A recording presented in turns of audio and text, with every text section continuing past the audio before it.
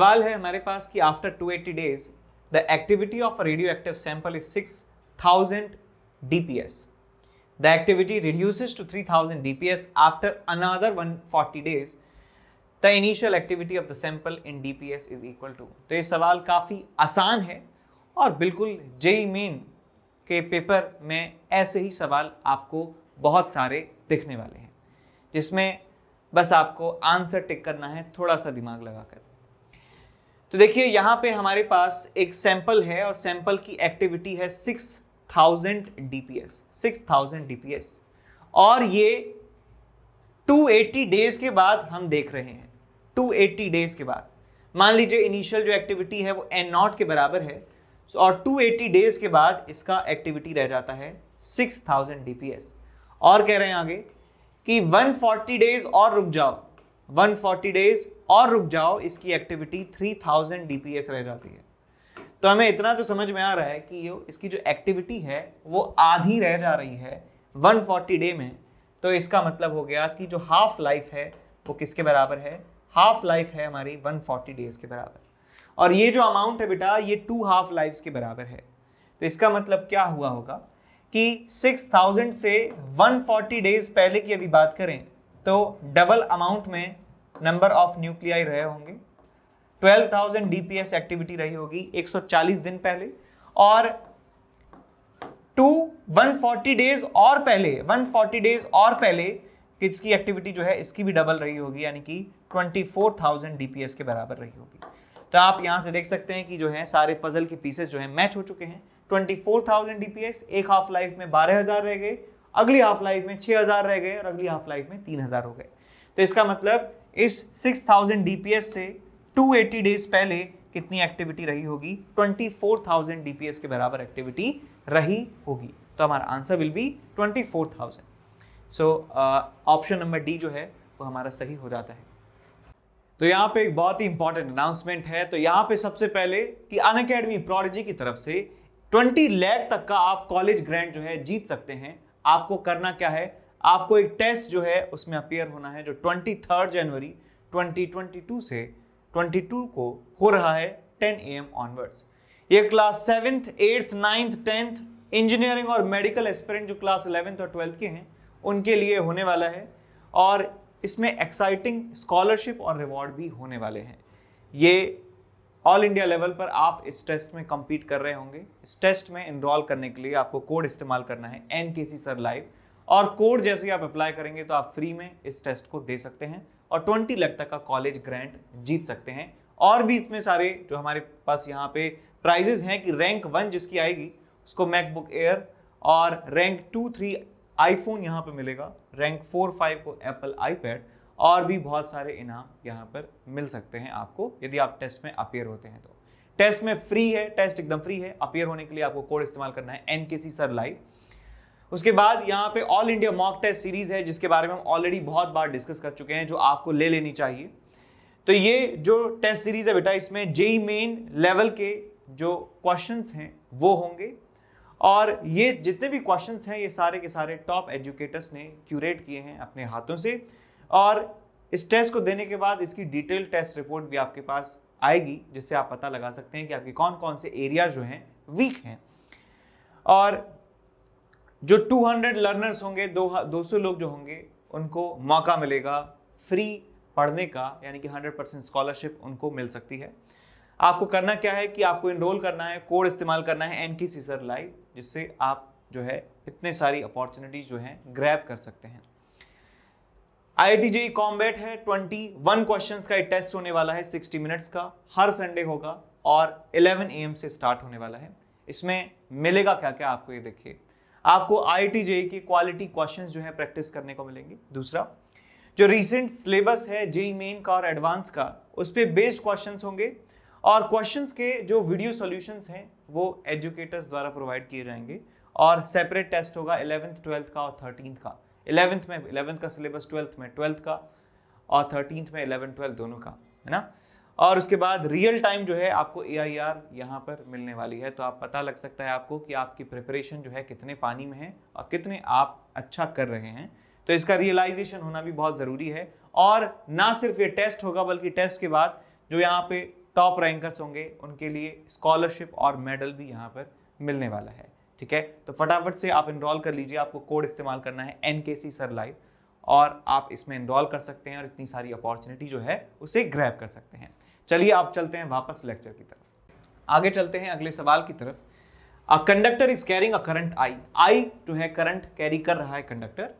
The magnetic field intensity at the point O which is the common centre of for 3 arcs, 3 arcs हैं, उनका common centre O है, तो हमें net magnetic field O point पर बताना है कितना होगा। तो यहाँ पे देख लीजिए कौन कौन से वायर्स हैं, कैसे कैसे फैला हुआ है नेटवर्क इनका। एक कर्व है ये आर्क, ये स्ट्रेट वायर है, फिर एक आर्क है स्ट्रेट वायर आर्क। ठीक है, तो यहाँ पे हमारे पास 3 तो आर्क हैं और 1 और 2 हमारे पास स्ट्रेट वायर हैं। हमें O पॉइंट पर पूछा जा रहा है कि मैग्नेटिक फील्ड। तो पहले मैं बात करना चाहता हूं यहाँ पे स्ट्रेट वायर की।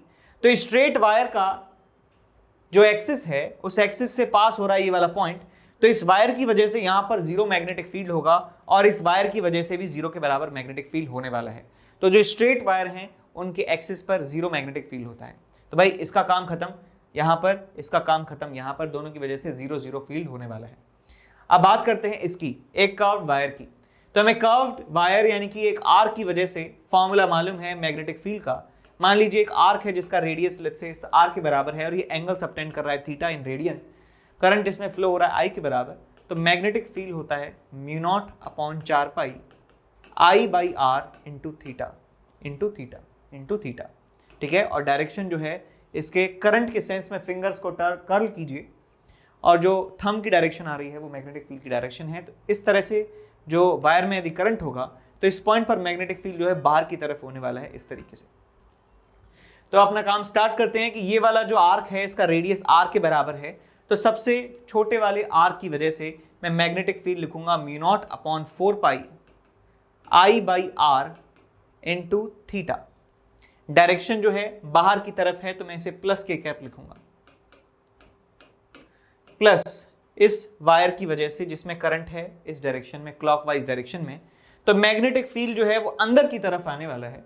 तो मैं लिखूंगा यहाँ पे μ0/4 पाई I/2r इंटू थीटा माइनस के कैप। अब ये हमारे पास तीसरा जो आर्क है उसमें एंटी क्लॉकवाइज डायरेक्शन में करंट है, तो उसकी वजह से मैग्नेटिक फील्ड बाहर की तरफ आएगा प्लस के कैप में। तो आपको मिलेगा यहाँ पे μ0/4 पाई I/r इंटू थीटा, और यहाँ पे आ जाएगा आपके पास प्लस में के कैप, तो यहाँ पे r नहीं यहाँ पे 3r आएगा। ठीक है, तो बस आपको इसे सॉल्व करना है। यहाँ से आप क्या लीजिए, कॉमन ले लीजिए, μ0/4 पाई I/r इंटू थीटा को कॉमन ले लीजिए, तो आपको मिलेगा 1 प्लस 1/3 माइनस 1/2।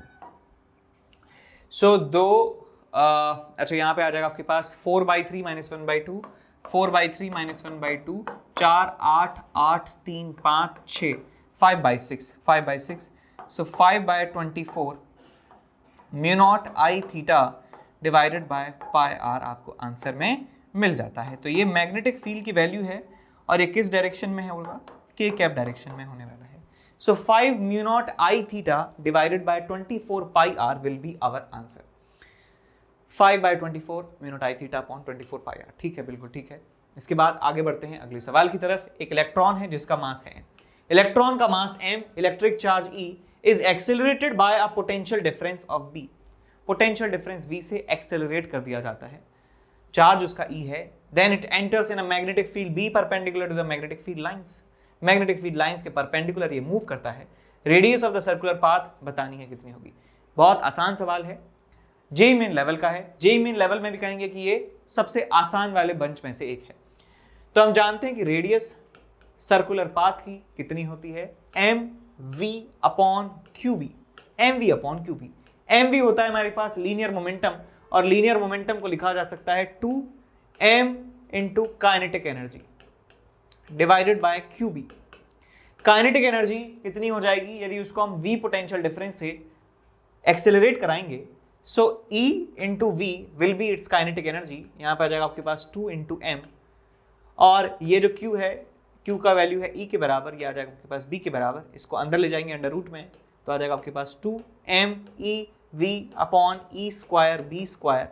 तो एक E से एक ही कैंसिल आउट हो गया, आपको मिल गया 2mv डिवाइडेड बाय EV²। का अंडर रूट। तो हमारा आंसर आ जाता है क्या, 2mv/EB², ऑप्शन नंबर बी। बिल्कुल ठीक है। इसके बाद आगे बढ़ जाते हैं अगले सवाल की तरफ। A pipe of length 1.5 metre closed at one end is filled with gas, filled with gas से भर दिया जाता है and it resonates in its fundamental mode with a tuning fork. एक ट्यूनिंग फोर्क की मदद से गैस से भरे हुए पाइप को रेजोनेट करवाया जाता है और ये अपने फंडामेंटल मोड में वाइब्रेट होता है। तो यहाँ पे बना लेंगे पाइप का शक्ल, ये पाइप है जी, फंडामेंटल मोड में वाइब्रेट होगा, इसका मतलब इसमें इस तरह का पैटर्न बन रहा होगा। मैं कह सकता हूँ ये एक नोड है, ये एक एंटी नोड है, displacement node, displacement anti node की बात कर रहा हूँ मैं। तो यहाँ पे λ/4 जो है वो होने वाला है लेंथ L के बराबर, which is equals to 1.5 metre. तो यहाँ से लैम्डा मिल जाता है आपको बेटा कितना, 6 मीटर के बराबर। 6 मीटर इज द वेवलेंथ। तो यहाँ से फ्रीक्वेंसी ऑफ ट्यूनिंग फोर्क को बता सकते हैं कितनी होगी। तो आ जाएगा आपके पास speed of sound in the gas, speed of sound in gas divided by lambda which is 6 metre. क्या हमको दिया हुआ है, क्या एयर के बारे में नहीं दिया हुआ है, तो इसको इक्वेशन नंबर 1 मान लेते हैं कि ये ट्यूनिंग फोर्क की फ्रीक्वेंसी है। आगे कहते हैं another open organ pipe of same dimensions. अब की बार ऑर्गन पाइप जो है वो ओपन है, इसका मतलब दोनों साइड से ओपन है। क्लोज्ड कहते हैं ऑर्गन पाइप को, इसका मतलब एक साइड से क्लोज्ड है। दोनों साइड से क्लोज्ड ऑर्गन पाइप नहीं होता है ना। उसके बाद ये कह रहे हैं कि dimension filled with air resonates in its fundamental mode with the same tuning fork. तो सेम ट्यूनिंग फोर्क का इस्तेमाल किया गया है, यानी कि जो फ्रीक्वेंसी होगी वाइब्रेशन की वो सेम होने वाली है, बट इसकी अब की बार जो है मीडियम अलग है, अब की बार एयर की यहाँ पे इस्तेमाल किया गया है। If this experiment is performed at 30 degrees Celsius, then speed of sound at 0 degrees Celsius in the same gas is equals to, तो कह रहे हैं कि इस गैस का टेम्परेचर अभी तो 30 है, यदि टेम्परेचर 0 कर दिया जाए तो स्पीड बताइए गैस की कितनी हो जाएगी। तो हम पहले पहुंचेंगे उस कंक्लूजन पे, पहले हम दूसरे यहाँ पे डब्बे की बात करते हैं। दूसरा जो पाइप है बेटा वो खुला हुआ है, दूसरा जो पाइप है वो खुला हुआ है, खुला हुआ है, इस तरीके से खुला हुआ है। अब यहां पर बेटा फंडामेंटल मोड में नाचने का मतलब है कि ये कि यहां पर एंटी नोड, यहां पर नोड और यहां पे एंटी नोड। तो यहां पे मैं लिख सकता हूं कि λ/4 प्लस λ/4, λ'/4, बिकॉज यहां पे स्पीड ऑफ साउंड अलग है और फ्रीक्वेंसी सेम है, तो लैम्डा भी अलग अलग होने वाला है। यहाँ का लैम्डा अलग, यहाँ का लैम्डा अलग, यहाँ का फ्रीक्वेंसी सेम, यहाँ का फ्रीक्वेंसी सेम, यहाँ स्पीड ऑफ साउंड अलग, यहाँ पे स्पीड ऑफ साउंड अलग। इज इक्वल टू किसका, कितना आ जाएगा 1.5 के बराबर, बिकॉज सेम डायमेंशन है इस पाइप की और इस पाइप की। तो यहाँ से लैम्डा डैश की वैल्यू आपको मिल जाती है कितनी, 3 मीटर के बराबर। यहाँ पे हमें फ्रीक्वेंसी, यदि हम बात करें frequency is equals to v, speed of sound in air दिया हुआ है 360 के बराबर, डिवाइड बाय लैम्डा डैश की बात करें 3 के बराबर दिया है, तो आपको मिल जाता है 120 हर्ट्ज के बराबर। यानी कि जो ट्यूनिंग फोर्क की फ्रीक्वेंसी है वो 120 हर्ट्ज के बराबर हमें मिल चुकी है। अब ट्यूनिंग फोर्क की फ्रीक्वेंसी मिल चुकी है तो हम यहाँ से speed of sound in gas निकाल सकते हैं 30 डिग्री सेल्सियस पे। ये सब काम जो है कितने डिग्री सेल्सियस पे हो रहा है, 30 डिग्री सेल्सियस पे ये सारा काम जो है हो रहा है। तो मैं लिख सकता हूँ एट 30 डिग्री सेल्सियस जो फ्रीक्वेंसी है 120 है, वो तो चेंज नहीं होगा। Speed of sound eight gas जो है, ऑफ गैस जो है वो मुझे नहीं पता है। Speed of sound in gas at 30 degree Celsius divided by 6 metre. तो यहाँ से speed of sound in gas आपको मिल जाता है 12×6=72, 720 मीटर पर सेकंड के बराबर। अब कह रहे हैं भैया कि टेम्परेचर गिरा के कर दिया है हमने 0 डिग्री सेल्सियस। अब टेम्परेचर घटा के हमने कर दिया है 0 डिग्री सेल्सियस, पहले था 30 डिग्री सेल्सियस। तो बताइए स्पीड कितनी हो जाएगी साउंड की इन दैट गैस। तो हम जानते हैं कि यार स्पीड का फॉर्मूला होता है √of gamma RT/m, gamma RT/m, यानी कि v जो है प्रोपोर्शनल होता है एब्सोल्यूट टेम्परेचर के। तो यहां से मैं लिख सकता हूं v1/√of T1 is equals to v2/√of T2। तो पहले जो स्पीड है वो 720 के बराबर है, 720 divided by √of temperature 30 degree Celsius है, इसका मतलब क्या हो गया 273 प्लस 30 कितना हो गया आपके पास 303, और यहाँ पर जाएगा आपके पास स्पीड डिवाइडेड बाय 0, इसका मतलब 273। तो यहाँ से स्पीड की वैल्यू आपको मिल जाती है at 0 degree Celsius in the gas is equals to 273 divided by 303 का अंडर रूट इंटू 720 तो इसको आप सॉल्व कर लीजिए, आपको आंसर मिल जाएगा। आप इसको आंसर जो है आपको मिल जाने वाला है 273 बाई 303 जो है ये 1 से कम आएगी वैल्यू, और 1 से कम वैल्यू का अंडर रूट लेंगे तो भी जो है हमें 1 से कम ही वैल्यू मिलने वाली है, और इसमें मल्टीप्लाई करेंगे 720 से, तो 720 से कम हमारा आंसर होने वाला है। तो 720 से कम जो है हमारे पास दो ऑप्शन तो वैसे ही गलत हो जाते हैं, इसका मतलब इन दोनों में से ही आंसर हमारा होने वाला है। तो दो ऑप्शन आपके कटवा भी दिए हैं, अब आप सॉल्व कर लेना, आंसर आपको मिल जाएगा। इसके बाद आगे चलते हैं, सवाल करते हैं कि for a new system of units the unit of force is 100 newton, unit of length is 10 metre and unit of time is 100 seconds. तो यूनिट ऑफ मास हमें बताना है कितना हो जाएगा, यूनिट ऑफ मास हमें बताना है कितना हो जाएगा। तो पहले तो एक ऐसा फॉर्मूला ढूंढिए जिसमें फोर्स, लेंथ और मास आते हों, फोर्स, लेंथ ऑफ मास और मास आते हों और टाइम आता हो। तो हम जानते हैं कि फोर्स होता है हमारे पास मास इनटू एक्सेलरेशन, तो यहाँ से हम लिख सकते हैं कि dimensional formula of force is equals to, यहाँ आ जाएगा आपके पास MLT माइनस 2, MLT माइनस 2। तो यहाँ पे मैं लिख सकता हूँ m को, मास को लिखा जा सकता है, मास इज इक्वल्स टू ये F, और यहाँ पर आ जाएगा आपके पास T2, और यहाँ आ जाएगा आपके पास L। F1 T2 L1 ऐसे लिखा जा सकता है, इसे ऐसे लिखा जा सकता है, ठीक है। तो यदि ये मास का जो यूनिट है, मास का जो यूनिट है हमें बताना है कितना हो जाएगा, है ना, unit of mass in the new unit system. तो मैं यहाँ लिख सकता हूँ कि 1 kg जो है, 1 kg किसके बराबर होता है, 1 न्यूटन, 1 न्यूटन, और 1 सेकंड का स्क्वायर, 1 सेकंड का स्क्वायर, और यहाँ पर आ जाएगा आपके पास 1 मीटर, 1 मीटर नीचे। और यदि मैं नए यूनिट की बात करूं तो इसमें m kg के बराबर जो है हमें नया यूनिट मिलने वाला है, और वहां पे ये जो 1 न्यूटन है बेटा, ये 1 न्यूटन की जगह क्या होने वाला है, 100 न्यूटन होने वाला है, 100 न्यूटन। और यहाँ पे टाइम जो है 100 सेकंड होने वाला है, यानी कि 100 सेकंड का स्क्वायर डिवाइडेड बाय जो लेंथ है वो 10 मीटर के बराबर होने वाली है। तो इसको आप सॉल्व कीजिए, कितना आ जाएगा आपके पास, ये 100 और ये 10,000 यानी 10 टू द पावर 6 और नीचे 10 to the power 5, 10 to the power 5 newton second का स्क्वायर, 1 न्यूटन 1 सेकंड का स्क्वायर डिवाइड बाय 1 मीटर। तो हमें आंसर मिल जाता है यार कि ये जो हमारे पास क्वांटिटी है किसके बराबर है, 1 kg के बराबर है। तो m kg is equal to 10 to the power 5 into 1 kg। तो kg से kg कैंसिल आउट हो गया, हमें जो वैल्यू है मिल जाती है 10 टू द पावर 5 के बराबर। तो आंसर आ जाएगा हमारे पास 10 टू द पावर 5 kg के बराबर, option number A, option number A, ठीक है। इसके बाद आगे चलते हैं अगले सवाल की तरफ। सवाल है हमारे पास कुछ ऐसा कि in a photo electric effect experiment stopping potential changes by 30 volt. Stopping potential जो है वो चेंज हो जाता है 30 वोल्ट से if we change the frequency of the radiation, if we change the frequency of radiation. तो बताना है कि magnitude of the change in the frequency is equal to, तो कितना फ्रीक्वेंसी में चेंज हमने किया होगा।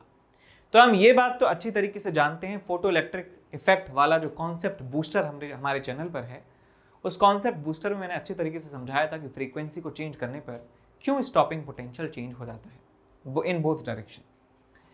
तो यहाँ पर मैं लिख सकता हूँ रिलेशन कि E into V S stopping potential is equal to H nu minus of phi naught, minus of phi naught. तो मैं पहले मान लेता हूँ कि V की जो वैल्यू है V नॉट के बराबर है, E into V not is equal to H, यहाँ पे आ जाएगा आपके पास nu not minus of phi not, equation number 1। अब मैं फ्रीक्वेंसी को बढ़ा देता हूँ, किससे, फ्रीक्वेंसी को बढ़ा देता हूँ मैं डेल्टा न्यू नॉट से। तो यहाँ पे आ जाएगा आपके पास H nu not plus let's say हमने न्यू डैश से हमने इसको बढ़ा दिया है अमाउंट को, या डेल्टा न्यू लिख दीजिए इसको, delta nu minus of phi not.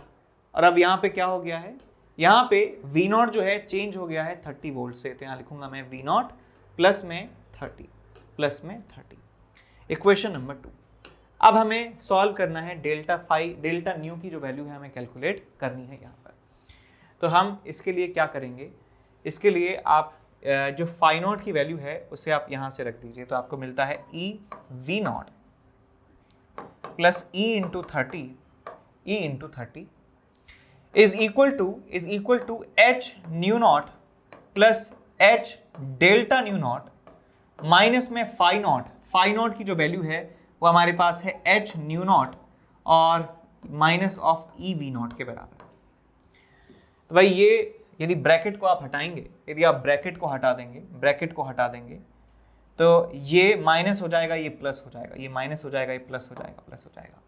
अब एच न्यू नॉट से H nu not cancel out हो गया, ई वी नॉट से ई वी नॉट कैंसिल आउट हो गया है और हमें यहां से मिल जाता है delta nu naught is equal to E into 30 divided by H, E into 30 divide by H. तो यहां से आपको मिल जाता है 1.6 into 10⁻⁻⁻19 into 30 divided by H. H कितना है आपके पास 6 इंटू 10⁻⁻34। तो 6 से ये कैंसिल आउट हो गया 5 बार, 5 और 1.6 कितना हो गया 8 बार इंटू 10⁻+34 -19। तो 19 5 14 बचा आपके पास। तो यहाँ आपको मिलता है 8 इंटू 10⁻14 हर्ट्ज। 8 इंटू 10⁻14 हर्ट्ज जो है हमारा आंसर हमें मिल जाता है। तो आंसर चेक कीजिए, 8 इंटू 10⁻15 आया है। अच्छा एक सेकेंड, यहाँ पे गलती कर दी है, 19 और 5 होता है 24, तो ये 10⁻15 ही आ रहा है। यहाँ पे हमने सब्ट्रैक्ट करने में यहाँ पे गलती कर दी है। तो 8 इंटू 10⁻15 हर्ट्ज हमारा आंसर आ जाएगा, 8 इंटू 10⁻15 हर्ट्ज। ठीक है, तो नेक्स्ट क्वेश्चन यहाँ पे डिस्कस करने जा रहे हैं। सवाल में आपको दिया है A uniform rod of length L is free to rotate in a vertical plane about a fixed horizontal axis through B। तो जो हमारे पास एक हॉरिजॉन्टल एक्सिस है B से जो पास होता है वो फिक्स्ड एक्सिस है, उसके about this rod is free to rotate, this rod is free to rotate. यानी कि मैंने इसको यहाँ से पिवट कर दिया है कि अब कह रहा हूँ कि भाई तू जाना चाहे तो ऐसे जा सकती है जब मन करे तब। Fixed horizontal axis through B, the rod begins rotating from rest from its unstable equilibrium position. इस रॉड का अनस्टेबल इक्विलिब्रियम पोजीशन होगा डेफिनेटली वर्टिकल पोजीशन, बिकॉज यहाँ से थोड़ा सा भी डिस्टर्ब करेंगे फटाफट से जो है ये इस तरफ या उस तरफ जो है गिर जाएगी। तो जब ये टर्न कर जाती है थीटा एंगल से, तो एंगुलर वेलोसिटी ओमेगा आपसे पूछा गया है कि इसका एंगुलर वेलोसिटी कितना हो जाएगा यदि थीटा से ये रोटेट जब हो जाएगी। तो एक बहुत ही एक कह सकते हैं इसको कि क्लीशे टाइप का क्वेश्चन है। क्लीशे का मतलब है कि ये हर कोई जो इंसान है वो अपनी जिंदगी में करता है, मतलब यदि पढ़ता है तो ये क्वेश्चन करता ही है। रोटेशन में सवाल आएगा ही आएगा, आप इस सवाल से बच नहीं सकते। चाहे आप कोई सी भी बुक कर रहे हो, आप कहीं पे भी पढ़ रहे हो, कोई से भी बोर्ड में हो, ये सवाल तो आता ही है और बहुत आसान भी है। तो यहाँ देखिए बेटा, इनिशियली हमारे पास सिचुएशन है ये, और जो हमारा फाइनल मूवमेंट है वो हमारे पास है ये, जब वो एंगल थीटा टिल्ट हो चुका है। अब इसका सेंटर ऑफ मास आप लोकेट कीजिए, बिकॉज एक यूनिफॉर्म रॉड है तो इसका सेंटर पे ही सेंटर ऑफ मास होने वाला है, geometrical centre he centre of mass होगा। यहां पर भी इसका सेंटर ऑफ मास यहां पर होने वाला है। तो सेंटर ऑफ मास पहले इसका जमीन से कितना था, L/2 डिस्टेंस ऊपर था, L/2 हाइट पर था। और अब यदि बात करें इसके सेंटर ऑफ मास की, तो अब ये वाली डिस्टेंस L/2 है, L/2 का ये वाला कंपोनेंट कितना आ जाएगा, L/2 cos थीटा। तो ये जो आपके पास डिस्टेंस है वो L/2 cos थीटा के बराबर है। तो मैं कह सकता हूं डेफिनेटली कि सेंटर ऑफ मास जो है वो नीचे आ चुका है, सेंटर ऑफ मास नीचे आ चुका है। कितने अमाउंट से नीचे आया है, L/2 पहले था और अब L/2 cos थीटा अब हो गया है, तो L/2 1 minus cos theta, this is the height through which center of mass has descent। इतना जो है वो नीचे आ चुका है। अब क्या करें, इसका जो मोशन है रॉड का, which is purely rotational motion, purely rotational motion। ये रॉड यदि चलती और घूमती तो हम कहते हैं कि इसका मोशन जो है वो एक जनरल मोशन है, कि ये ट्रांसलेट भी कर रही है, रोटेट भी हो रही है, लेकिन यहाँ पर ये सिर्फ और सिर्फ रोटेट हो रही है। तो मैं कंजर्वेशन ऑफ मैकेनिकल एनर्जी का इस्तेमाल कर सकता हूँ, कंजर्वेशन ऑफ मैकेनिकल एनर्जी का इस्तेमाल कर सकता हूँ। ठीक है, तो समझ में आ रहा है ना कि कंजर्वेशन ऑफ मैकेनिकल एनर्जी क्यों इस्तेमाल कर पा रहे हैं, क्योंकि जो भी फोर्सेज लग रहे हैं वो इस सिस्टम में अंदर लग रहे हैं, और उन अंदर लग रहे फोर्सेज में भी क्या हो रहा है, कोई भी डिसिपेटिव टाइप का फोर्स नहीं है, नॉन कंजर्वेटिव टाइप का फोर्स नहीं है। आप ऐसे समझ लीजिए कि सिस्टम में कोई भी फ्रिक्शन नहीं है, कोई भी रेजिस्टिव टाइप का फोर्स नहीं है जो हीट की फॉर्म में एनर्जी को निकाले, तो हम कंजर्वेशन ऑफ मैकेनिकल एनर्जी लगा सकते हैं। और डेफिनेटली एक्सटर्नल फोर्स तो होना ही नहीं चाहिए, पूरे सिस्टम पर एक्सटर्नल फोर्स होना नहीं चाहिए। हमारा सिस्टम कौन सा है यहाँ पे? हमारा सिस्टम है रॉड प्लस अर्थ, रॉड प्लस अर्थ हमारा सिस्टम है, और इस सिस्टम के लिए मैं कंजर्वेशन ऑफ मैकेनिकल एनर्जी इस्तेमाल कर रहा हूँ। तो इनिशियल काइनेटिक एनर्जी 0 के बराबर है, इनिशियल पोटेंशियल एनर्जी कितनी है? mgl/2। ग्राउंड को रेफरेंस मान लेता हूँ, ठीक है। या फिर आप ये भी इस्तेमाल कर सकते हैं कि change in kinetic energy is equal to change in potential energy का मैग्नीट्यूड, यानी कि loss in potential energy is equal to gain in kinetic energy. या फिर आप ऐसे भी इस्तेमाल कर सकते हैं, is equal to k final plus u final. u final है आपके पास है mg l/2 cos थीटा, और काइनेटिक एनर्जी है इसकी half of I omega square. इस एक्सिस के अबाउट जो इसका मोमेंट ऑफ इनर्शिया है वो होता है ml²/3, और आ जाएगा आपके पास ओमेगा स्क्वायर। बस इसको सॉल्व कर दीजिए, आपको यहाँ से m कैंसिल आउट हो गया, 2 कैंसिल आउट हो गया, और यहाँ से gl 1 माइनस कॉस थीटा, और यहाँ जाएगा आपके पास 3, एक l हट जाता है, नीचे आ जाएगा l, और यहाँ जाएगा आपके पास अंडर रूट। तो ओमेगा की वैल्यू आपको मिल जाती है 3g/l into 1 minus cos theta. अब यहाँ पे 1 माइनस कॉस थीटा को साइन स्क्वायर थीटा भी आप लिख सकते हैं, 2 साइन स्क्वायर थीटा/2, लेकिन देख लेते हैं कि ऑप्शन में किस तरीके से दिया है। ऑप्शन में ऐसे ही दिया है, तो आप यहाँ इस आंसर को 3g/l 1 माइनस कॉस थीटा को थोड़ा सा सिंप्लीफाई कर सकते हैं, और कि हम जानते हैं कि 1 माइनस कॉस थीटा जो होता है वो होता है 2 साइन स्क्वायर थीटा/2। तो यहाँ जाएगा आपके पास 3g/l इंटू 2 साइन स्क्वायर थीटा/2। तो भैया ये से मल्टीप्लाई हो जाएगा, 6g/l आ जाएगा अंडर रूट में, और साइन स्क्वायर थीटा/2 बाहर आ जाएगा, तो यहाँ से साइन थीटा/2 में बाहर निकाल दूंगा। So under root of 6g/l sine थीटा/2 हमारा करेक्ट आंसर हो जाएगा option number B. Option number B हमारा सही आंसर होगा, ठीक है।